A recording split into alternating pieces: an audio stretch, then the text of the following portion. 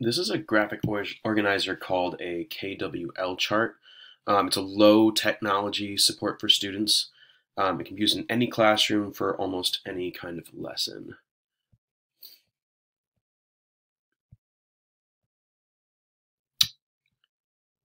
So KWL, so K stands for what do you know?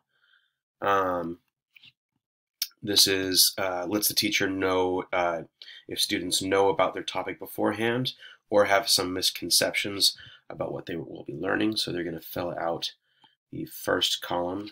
In a sec, I'll show you what it looks like. That'll be our K column, our no column. The second column will be our W column. This is what do you want to know?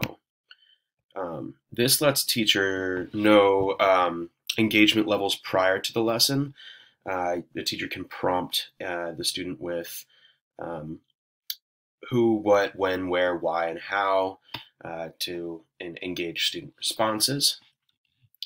And these first two columns come before the lesson.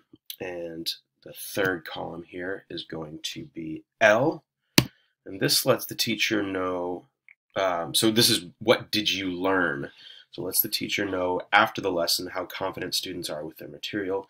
And they can go back and review K and W to see if anything has changed, and if so, why. And we're going to look at our chart right here. So you can see our K, our W, and our L.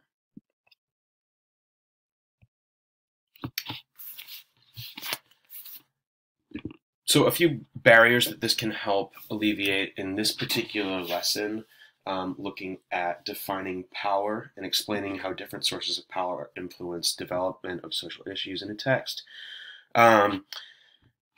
This could be used before any lesson really, but for this one in particular, this would help our English language learner and our struggling readers, but it would help almost all students anyway, organize their thoughts before the lesson, so they know what they want to know. They are going to tell the teacher what they think they already know about the topic, and their thoughts after the lesson, comparing what did they learn after the lesson, did they fix any misconceptions, anything like that, but it organizes everything for them.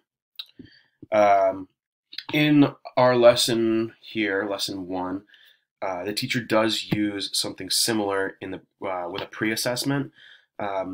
This particular chart will put everything in one place so the students can see how their knowledge has grown over time.